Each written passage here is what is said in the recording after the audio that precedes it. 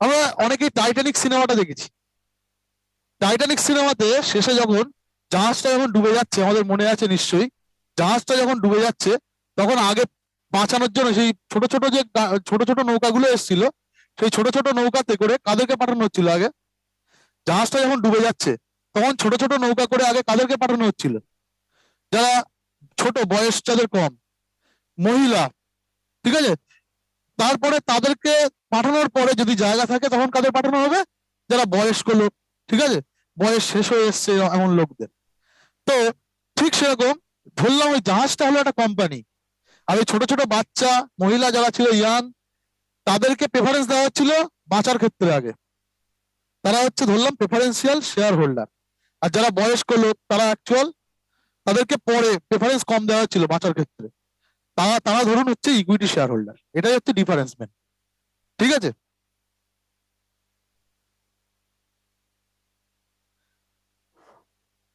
যাই হোক, preference share কি বলছে? This shares offer A fixed dividend.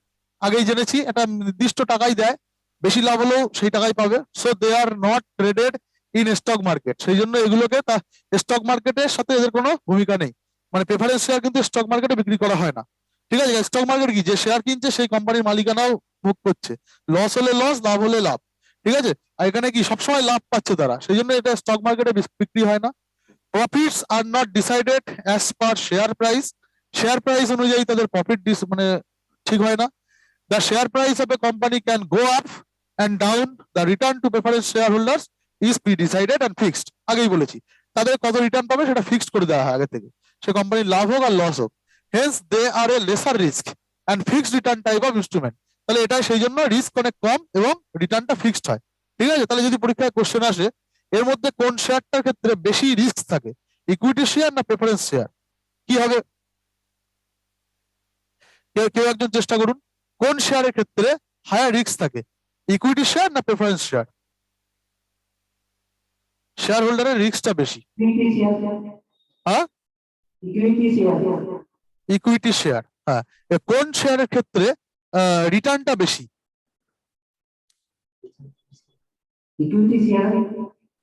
Equity share, ঠিক আছে। কোন শেয়ারের ক্ষেত্রে ফিক্সড রিটার্ন, ইকুইটি না preference? Fixed return, preference share. হ্যাঁ, গুড। তাহলে আশা করি আপনাদের ক্লিয়ার হয়েছে what is the difference between equity share and preference shares. They have no voting rights of a company. যেহেতু তাদের কোনো ঝামেলা নিতে হচ্ছে না, সেই জন্য নিশ্চয়ই তাদের কোনো ডিসিশন শোনা হবে না, তাদের ভোটিং রাইটস থাকবে না কোনো ডিসিশনের ক্ষেত্রে প্রেফারেন্স শেয়ার হোল্ডারদের। Although they have ownership in the company, they can not be part of its management. তাহলে যেহেতু তাদের কোনো ঝামেলা ভোগ করতে হবে না, সেই জন্য যে লস হলে আপনাকে লসের দায় যেহেতু নিতে হবে না, সেই জন্য কোম্পানি তাদের কম পাত্তা দেবে। তাদের ওনারশিপ থাকলেও, যে 1% শেয়ার আমার আছে ওখানে, আমি 1% ওনার, ঠিক আছে, ওনারশিপ আছে, বাট সে কিন্তু কোম্পানির কোনো ম্যানেজমেন্টে, কোনো ডিসিশন মেকিং এ সে কিন্তু অংশগ্রহণ করতে পারে না। The preference share option is generally not available to retail investors like আস। এই প্রেফারেন্স শেয়ার কিন্তু আমরা কিনতে পারি না, ঠিক আছে তো। They are generally taken up by wealthy individuals. খুব বড় লোক যারা, টাটা, বিড়লা, আম্বানি, তারা কিন্তু এই প্রেফারেন্স শেয়ার কিনতে পারে। ফিনান্সিয়াল ইনস্টিটিউশন, যেসব ফিনান্সিয়াল ইনস্টিটিউশন গুলো আছে, কোনো একটা mutual fund company, LIC, GIC ইত্যাদি ফিনান্সিয়াল ইনস্টিটিউশন যেগুলো আছে, তারা এই প্রেফারেন্স শেয়ারটা কেনে। ভেঞ্চার ক্যাপিটালস, ঠিক আছে, এরা হচ্ছে প্রেফারেন্স শেয়ারটা কেনে, ঠিক আছে। আমরা সাধারণ মানুষ যে শেয়ারটা কিনি সেটা হচ্ছে ইকুইটি শেয়ার।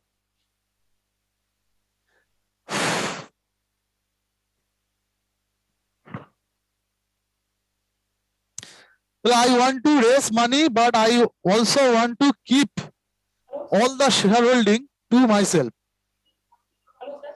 হ্যাঁ, ওটা আলোচনা করবো, পরে আসবে আবার ভেঞ্চার ক্যাপিটাল কি, ঠিক আছে। I want to raise money, but I also want to keep all the shareholdings to myself. That is no dilution of ownership. So I resort to raising money via taking a loan from a bank.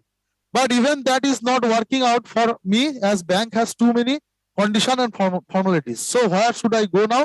Fear not, there is another way of raising money without any of the above hassles. This is done by via bonds.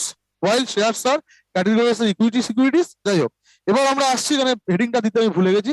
Bond, bond কি জিনিস? এখন জানলাম কি share কি জিনিস।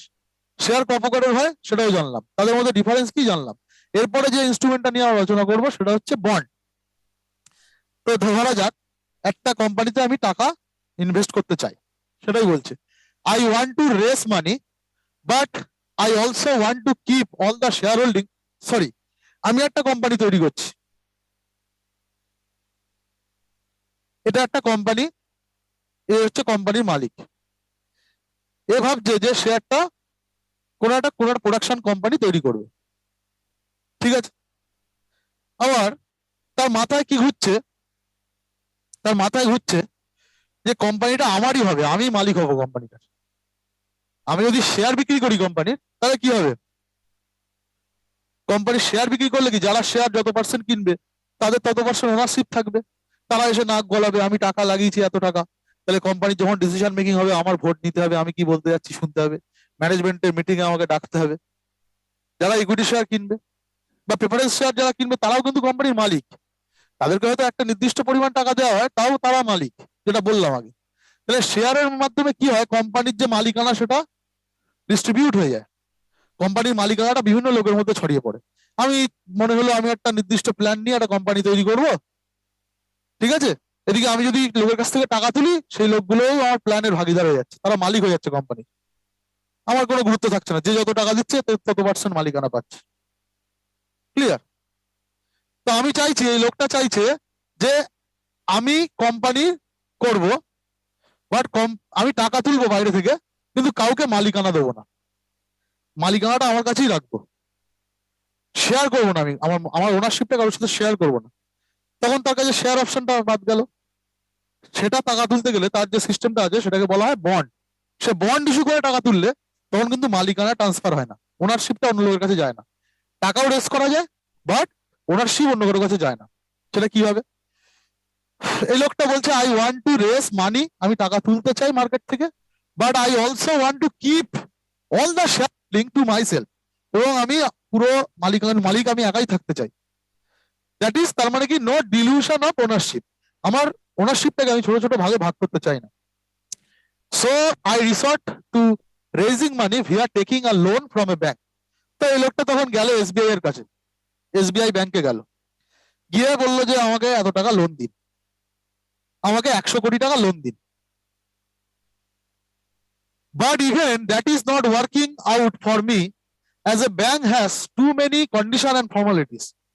তো SBI তখন বললো তাকে যে আপনি 100 কোটি টাকা লোন নিতে এসছেন, তা আপনাকে 200 কোটি টাকার সম্পত্তি দেখাতে হবে, সেগুলো মর্টগেজ রাখতে হবে আমার কাছে, আপনাকে এই করতে হবে ওই করতে হবে, এরকম কন্ডিশন দিতে পারে। তো আমার 200 কোটি টাকার সম্পত্তি নেই, আমি 100 কোটি টাকা লোন পাবো না। তাহলে ব্যাংকের যাওয়া আমার বৃথা হয়ে গেল, ব্যাংকের অপশন আমার কাছে কাটা গেল। ঠিক আছে, ব্যাংকে বিভিন্ন কন্ডিশন আছে, বিভিন্ন ফর্মালিটি আছে, যেগুলো আমার করার উপায় নেই, তো এই অপশন আমার কাছে চলে গেল। সো হোয়ার শুড গো নাও? তো লোকটা এখন কোথায় যাবে এবার টাকার জন্য? ফিয়ার নট, বলছে ভয় পাওয়ার কোনো দরকার নেই। There is another way to raising money without any of the above hassles. এইসব ঝামেলাগুলোকে বাদ দিয়েও টাকা তোলা যাবে, টাকা তোলার একটা উপায় আছে। This is done by via bonds. এই যে টাকা তোলার উপায়টাকেই বলা হয় কি, bonds. While shares are categorized as equity security, শেয়ারের সাথে সাথে কি মালিকানার ইকুয়াল ভাগ সেই শেয়ার হোল্ডারকে দিতে হয়, সেই জন্য শেয়ারকে বলা হয় ইকুইটি সিকিউরিটি। বন্ডস আর ক্যাটেগরাইজড ডেট সিকিউরিটি। কালকে আমরা পড়েছিলাম ডেট সিকিউরিটি ইকুইটি সিকিউরিটির মধ্যে পার্থক্য। বন্ড আমি যদি কারো বিক্রি করি, তার কাছ থেকে টাকা তুলি, সে কিন্তু সেই কোম্পানির মালিক হবে না। শেয়ার যদি তাকে বিক্রি করি, সে তত পার্সেন্ট মালিকানাও পাবে। তাহলে মালিকানা না দিয়ে যেটা ইস্যু করে টাকা তোলা যায় সেটাকে বলা হয় বন্ড, আর মালিকানা দেওয়ার মাধ্যমে যেটা ইস্যু করে টাকা তোলা হয় সেটাকে বলা হয় শেয়ার। ঠিক আছে, বন্ড আর শেয়ারের মধ্যে পার্থক্য কি? শেয়ারে মালিকানাও ট্রান্সফার হয়, বন্ডের ক্ষেত্রে মালিকানা ট্রান্সফার হয় না, বাট টাকা রেজ করা যায়।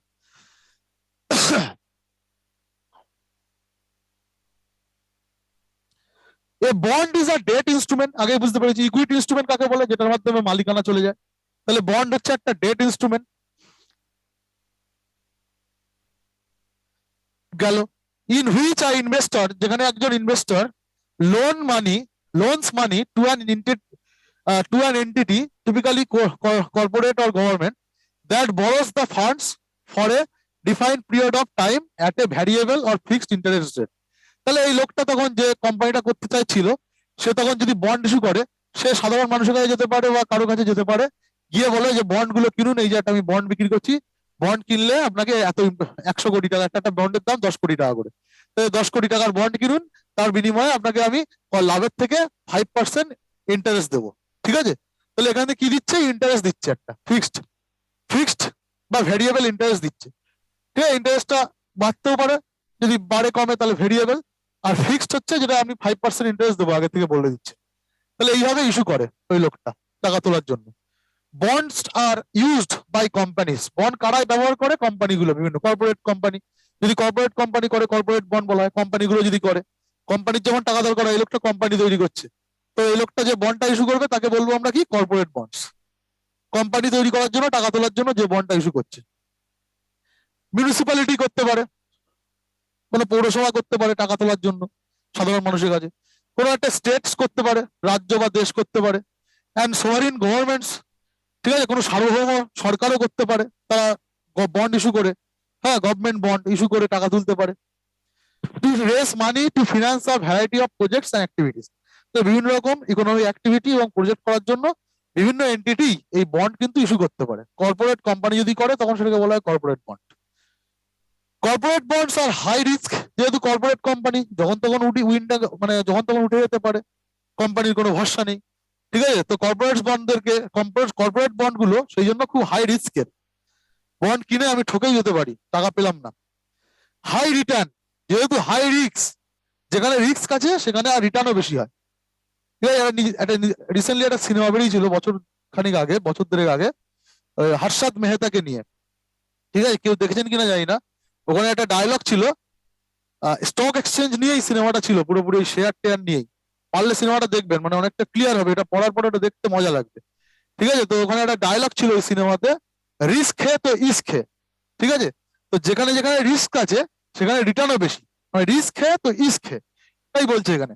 এই কর্পোরেট বন্ডের রিস্ক আছে, বাট এখানে রিটার্নও বেশি। যদি রিটার্ন বেশি না থাকতো আমি রিস্ক নিতাম? রিটার্ন বেশি আছে বলেই তো লোভে পড়ে লোকে রিস্কটা নেয়। তাহলে কর্পোরেট বন্ডস এ রিস্ক বেশি, বাট ইস্কও বেশি, মানে রিটার্নও বেশি। হোয়াইল গভর্নমেন্ট বন্ডস, গভর্নমেন্ট মানে কি, সে সহজে মারবে না টাকা, গভর্নমেন্ট উঠে যাবে না ওইভাবে। ঠিক আছে, গভর্নমেন্টের টাকা গভর্নমেন্ট মারে না।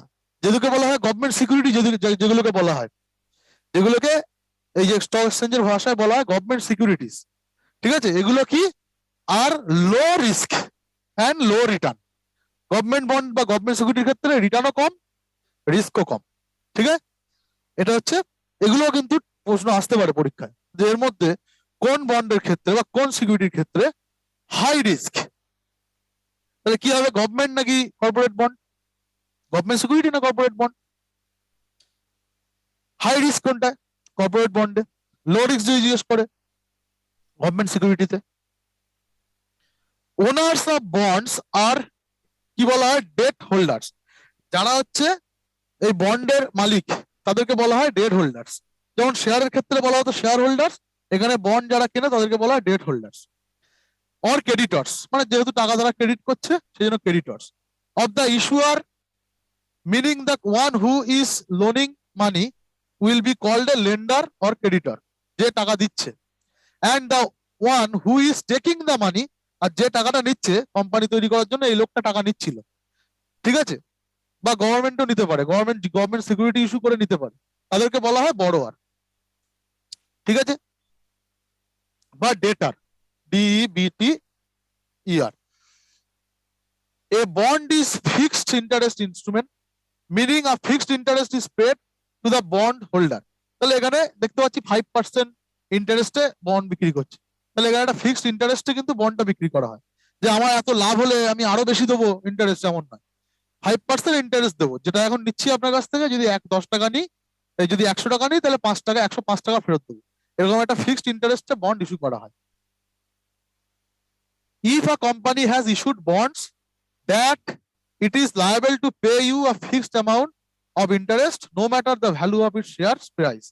তো কোম্পানির শেয়ার প্রাইস যদি পরে বেড়েও যায়, কোম্পানি লাভে চলে বিশাল, তখন তাকে কিন্তু বেশি টাকা দেবে না। 100 টাকা নিলে যদি 5% ইন্টারেস্ট দেবে, আগের থেকে ঠিক করে ফিক্সড করে নেয়, তাহলে 5%ই মানে 105 টাকাই দেবে। কোম্পানির লাভ হলে যে বেশি দেবে এমন ব্যাপার নেই। কিন্তু শেয়ারের ক্ষেত্রে, ইকুইটি শেয়ারের ক্ষেত্রে আমি কি দেখছিলাম, কোম্পানির যত বেশি লাভ হবে, শেয়ার হোল্ডাররা তত বেশি আরো লাভ বা ডিভিডেন্ডস পাবে। ঠিক আছে? কিন্তু বন্ডের ক্ষেত্রে সেই সুযোগটা নেই। সেই জন্য কোম্পানির মালিকানার ক্ষেত্রে এদের কোনো সম্পর্ক নেই। লস হলে এদের কোনো লস নেই।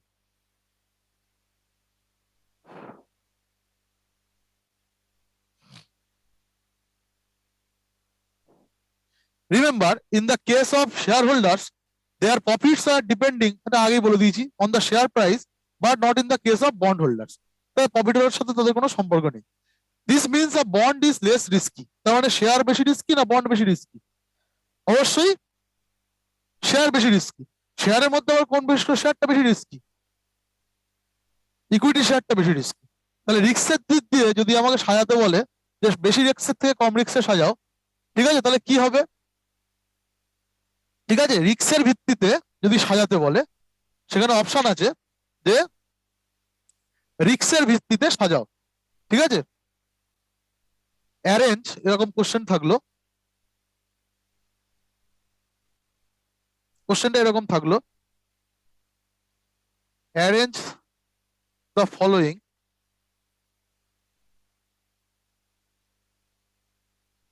According to their low risk. Low risk অনুযায়ী সাজাও, দিয়ে অপশন দিল। Option A equity share yes, bond preference share. Option B bond preference share equity share. Option C bond equity share preference share. তাহলে এর মধ্যে কোনটা ঠিক হবে দেখা যাচ্ছে তো? Arrange the following according to their low risk. Low risk অনুযায়ী কোনটা ঠিক আছে সাজানো? প্রথমে লো রিস্ক, তারপরে মিডিয়াম রিস্ক, তারপরে হাই রিস্ক। এর মধ্যে কোনটা ঠিক আছে? প্রথমে বলছে equity share, bond, preference share. তারপরে বলছে bond, preference share, equity share. তারপর বলছে bond, equity share, preference share. তাহলে কোনটা ঠিক এর মধ্যে লো রিস্ক অনুযায়ী যদি সাজাতে বলে?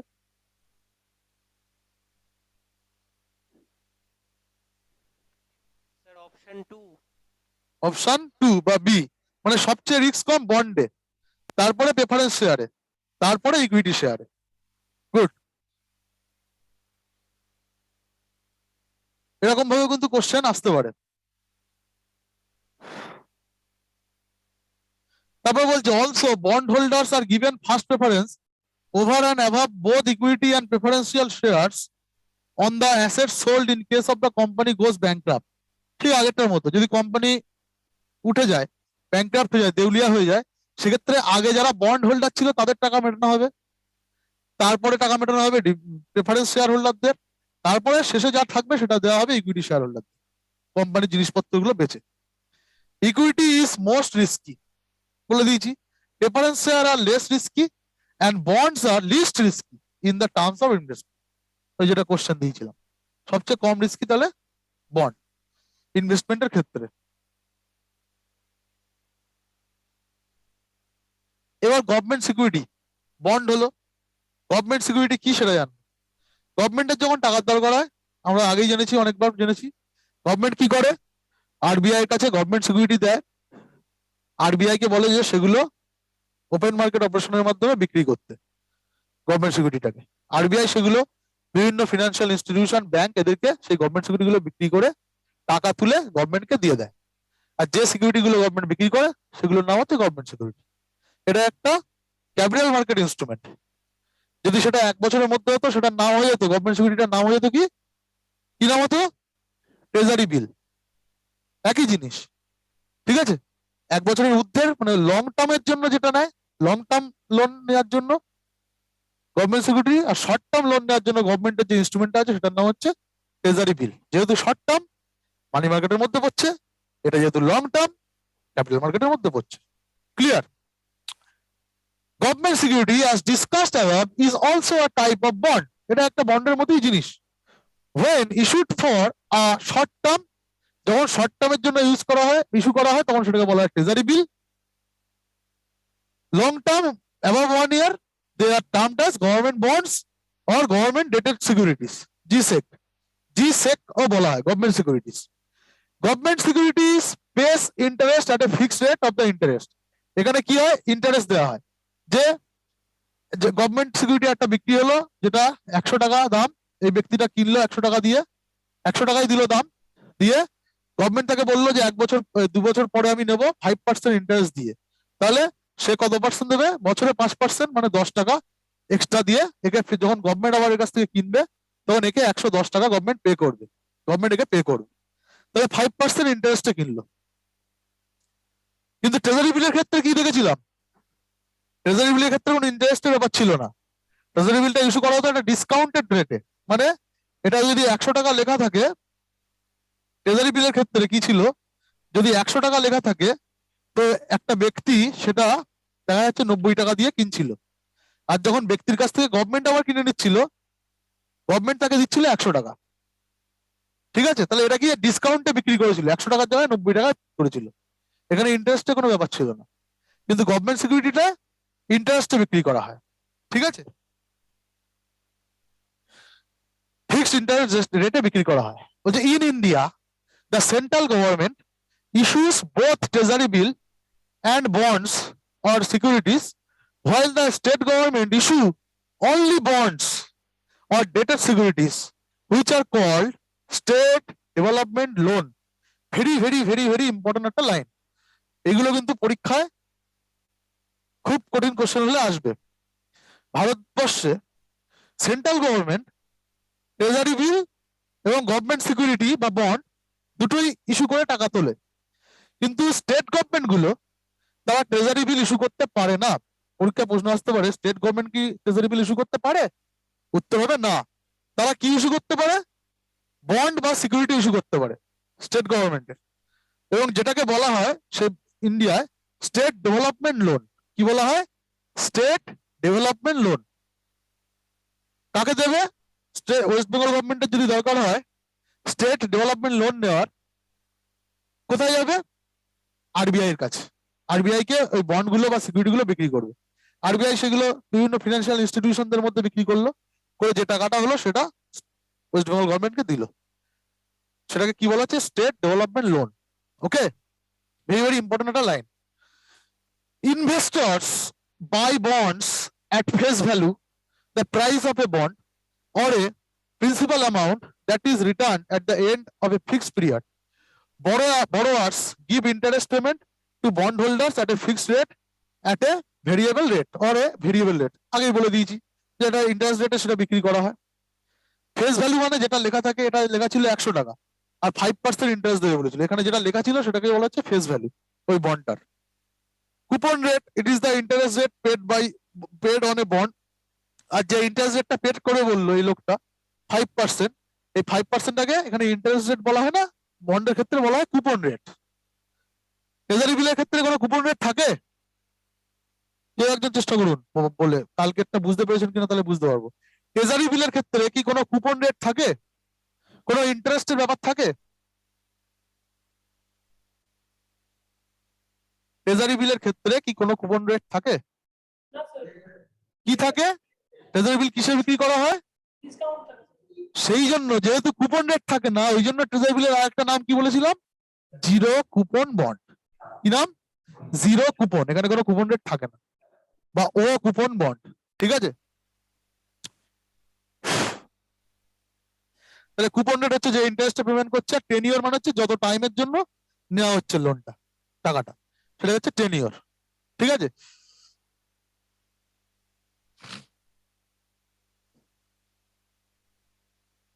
bonds usually fall into two categories. বন্ডে দুটো ক্যাটাগরিতে বন্ডকে ভাগ করা যায়। Secured bond, these bonds are backed by an underlying assets, and in case the company default, that is fails to repay the principal and the interest at the end of the maturity of a bond, then bondholders can stake a claim to be underlying assets. আরেকটা বলছে unsecured bonds, bonds that are not backed by any underlying assets are called unsecured bonds. তাহলে আমি loan নিচ্ছি, loan নেওয়ার ক্ষেত্রে আমি যে ব্যাংকের থেকে লোন নিচ্ছি, ব্যাংক তার বদলে আমার কাছ থেকে একটা কিছু জিনিস মর্টগেজ বা কোলাটারাল রাখতে পারে, ঠিক আছে? আমার বাড়িটা দেখিয়ে আমি বাড়িটা বন্ধক দিয়ে বা মর্টগেজ রেখে আমি একটা লোন নিলাম। তাহলে আমি যদি লোনটা দিতে না পারি তখন ব্যাংক কি করবে, গিয়ে আমার বাড়িটা বিক্রি করে টাকাটা তুলে নেবে। তাহলে যে বন্ড গুলো, কোনো কোম্পানি যদি টাকা তোলার ক্ষেত্রে কোনো একটা জিনিস বন্ধক রেখে বন্ড বন্ড বিক্রি করে টাকা তোলে, তখন সেটাকে বলা হয় সিকিউরড বন্ড। আর যদি কোনো কিছু বন্ধক না রেখে বা মর্টগেজ না দিয়ে কোলাটারাল না রেখে যদি তোলে, সেটাকে বলা আনসিকিউরড বন্ড। কারণ ওক্ষেত্রে আমি যে বন্ড কিনলাম, আমি ওটা যদি কোম্পানি আমাকে টাকা না দেয়, তাহলে আমার কিন্তু কিছু করার নেই, আনসিকিউরড হয়ে গেল আমাদের বন্ড কমপ্লিট। ঠিক আছে, তাহলে আমরা কি কি করলাম ক্যাপিটাল মার্কেট ইনস্ট্রুমেন্টের মধ্যে, কি কি করলাম? শেয়ার, প্রথমে করলাম শেয়ার। শেয়ার দু রকমের ছিল, প্রেফারেন্স শেয়ার আর ইকুইটি শেয়ার। তার মধ্যে প্রেফারেন্স শেয়ার হচ্ছে লো রিস্ক আর equity share high risk. High return equity শেয়ারে, লো রিটার্ন প্রেফারেন্স শেয়ারে। ওনারশিপ ট্রান্সফার হয় ইকুইটি শেয়ারে, আর ওনারশিপ ট্রান্সফার হয় না প্রেফারেন্স শেয়ারে। এরপরে করলাম কি, তার থেকে ভালো লো রিস্ক কি আছে, বন্ড। স্যার ঠিক আছে, যে বন্ডের ফেস ভ্যালু আর মার্কেট ভ্যালুর মধ্যে ডিফারেন্সটা কি? মার্কেট ভ্যালু কোথায়, ফেস ভ্যালু। বন্ডের ফেস ভ্যালু মানে কি, যে বন্ডটা বিক্রি করছে সেটাতে আমরা যেমন স্ট্যাম্প পেপার কিনি, তখন তাতে কি লেখা থাকে, 10 টাকা 50 টাকা। সেরকম ওরকম সিকিউরিটি বন্ড যখন বিক্রি করে, সে বন্ডেও লেখা থাকে একটা টাকা, 100 টাকা এটার দাম। ওটাকে বলা হয় ফেস ভ্যালু। ঠিক আছে, আর ওর জন্য যে ইন্টারেস্টটা দেয়, যে 100 টাকা দিয়ে আমি ওটা কিনলাম, 100 টাকা যে লোকটার কাছ থেকে কিনলাম তাকে দিলাম বন্ডটা, দিয়ে এটা যখন আমি আবার তাকে কোথাও বিক্রি করবো, এর থেকে আমি 5% ইন্টারেস্ট তাকে যখন ফেরত দেবো, তখন আমি 5% সে আমার ইন্টারেস্ট দেবে, যেটাকে বলা হয় কুপন রেট। আর ফেস ভ্যালু মানে যেটা লেখা ছিল ওর গায়ে, যে টাকাটা, ঠিক আছে, ওটা হচ্ছে ফেস ভ্যালু বলা হয়। বন্ড বা সিকিউরিটি যে কোনো কিছুর ক্ষেত্রে, ট্রেজারি বিল যে কোনো কিছুর ক্ষেত্রে যেটা ওই দামটা লেখা থাকে, ওটাকে বলা হয় ফেস ভ্যালু। যাই হোক, আমরা প্রথমে করলাম শেয়ার, তারপরে করলাম হচ্ছে বন্ড, তারপরে করলাম গভর্নমেন্ট সিকিউরিটি। এগুলো সবই হচ্ছে ক্যাপিটাল মার্কেট ইনস্ট্রুমেন্ট। এগুলো বিক্রি করে ক্যাপিটাল মার্কেটে টাকা তোলা যায়, সেই জন্য এদেরকে বলা হয় ক্যাপিটাল মার্কেট ইনস্ট্রুমেন্ট। এবার আমরা যেটা করবো সেটার নাম হচ্ছে ডিভেঞ্চার, আর একটা নতুন জিনিস। ঠিক আছে, ডিভেঞ্চার কি? Debentures are also a method of raising capital via debt. ডিভেঞ্চারও একটা ওই টাকা তোলার একটা instrument. It is the long term debt instrument, যার জন্য ক্যাপিটাল মার্কেটের মধ্যে পড়ছে। Issued by the private sector companies. তো এটা কারা ইস্যু করে? প্রাইভেট সেক্টর কোম্পানিগুলো ইস্যু দেয়। Debentures are not backed by any specific security. ডিভেঞ্চারের পিছনে কোনো মর্টগেজ বা কোনো কিছু সিকিউরিটির জন্য কিছু রাখা হয় না। ডিভেঞ্চার কিসের মধ্যে পড়ছে? আনসিকিউরড বন্ডের মধ্যে পড়ছে। তো আনসিকিউরড বন্ডের মতো, এক্ষেত্রে কোনো not backed by any specific security. Instead the credit of the company issuing the same is the underlying security. Hence, unsecured bonds are termed as debenture. যাই হোক, এর কোনো পিছনে কোনো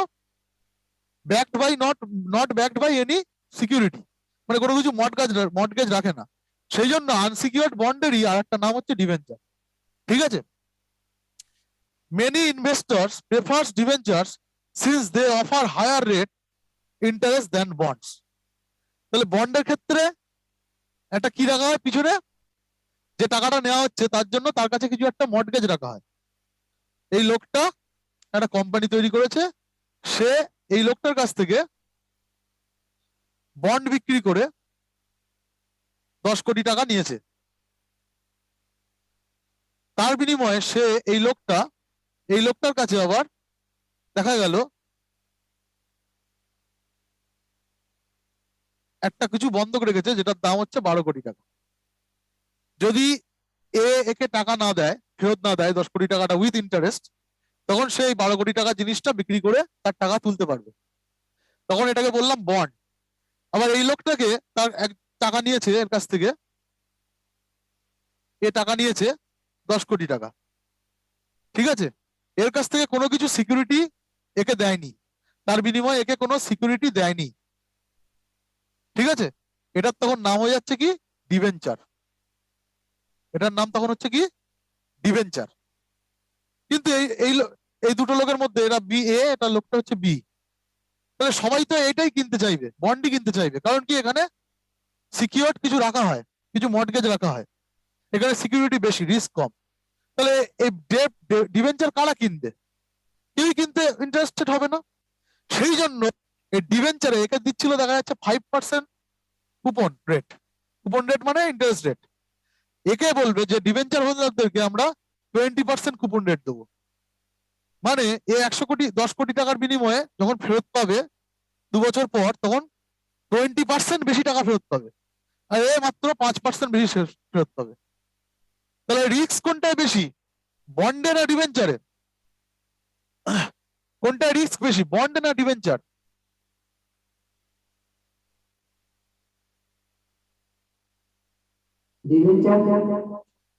ডিবেঞ্চারে রিস্ক বেশি, আর রিটার্ন বেশি কোনটায়? ডিবেঞ্চারে। ঠিক আছে, তাহলে এবার যদি সাজাতে বলে আমরা পারবো নিশ্চয়ই। যাই হোক, মেনি ইনভেস্টর্স প্রেফার ডিবেঞ্চার, কারণ কি এখানে হায়ার রেট অফ ইন্টারেস্ট দেওয়া হয় বা কুপন রেট অনেক বেশি দেওয়া হয় than bonds. Debenture holders do not get any voting rights. Debenture হোল্ডাররা কোনো ভোটিং রাইটস পায় না, ঠিক আছে? কারণ কি এদের লস কোনো নিতে হয় না, লসের ভার কোনো কিছু নিতে হয় না। শেয়ার হোল্ডারদেরই একমাত্র লসের ভার নিতে হয়, তাও ইকুইটি শেয়ার হোল্ডারদের। একমাত্র যারা ইকুইটি শেয়ার হোল্ডার তারাই লসের ভাগিদার হয়, আর সবাই কিন্তু লসের ভাগিদার হয় না, ঠিক আছে? আর ডিবেঞ্চার হোল্ডার তো নয়।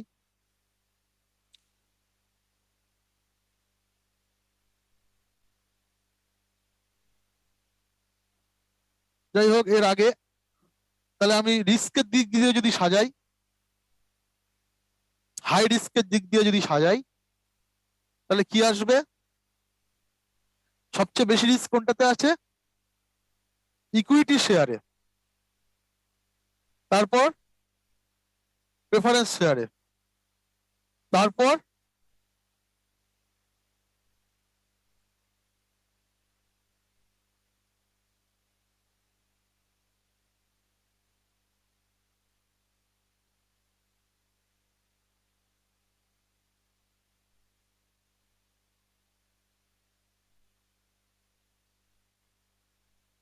তারপর আছে কিসে?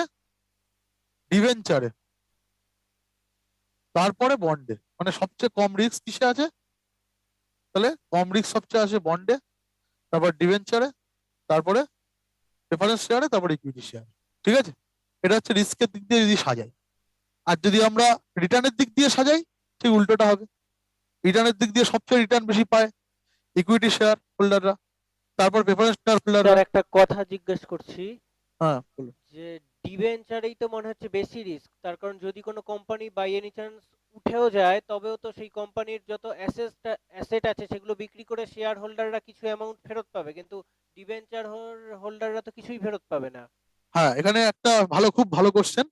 এখানে হচ্ছে যে কোম্পানির যখন ওই জিনিস বিক্রি করা হবে, যেগুলো থাকছে, সেক্ষেত্রেও সেম প্রেফারেন্সের ক্ষেত্রে সবার আগে প্রেফারেন্স দেওয়া হবে যারা হচ্ছে বন্ড হোল্ডার, তারপরে ডিবেঞ্চার হোল্ডারদেরকে, তারপরে প্রেফারেন্স শেয়ার হোল্ডারদেরকে, তারপরে ইকুইটি শেয়ার হোল্ডারদেরকে, ঠিক আছে? যখন ব্যাংক্রাফট হয়ে যায় কোম্পানি, তখন যেগুলো বিক্রি হবে সেক্ষেত্রেও প্রথম প্রেফারেন্স দেওয়া হচ্ছে বন্ড হোল্ডারদেরকে, যে বিক্রি করে যা হলো বন্ড হোল্ডারদের টাকা মেটানো হলো, তারপরে যেটা থাকছে সেটা ডিবেঞ্চার হোল্ডারদের টাকা মেটানো হচ্ছে, তারপরে যেটা থাকছে সেটা প্রেফারেন্স শেয়ার হোল্ডারদের মেটানো হবে।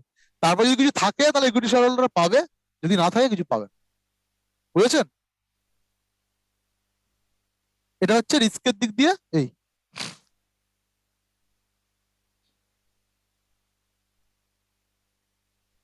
ঠিক আছে, আমাদের ক্লিয়ার হলো মোটামুটি ডিবেঞ্চার অব্দি। এরপরে আসছে কি ডেরিভেটিভস।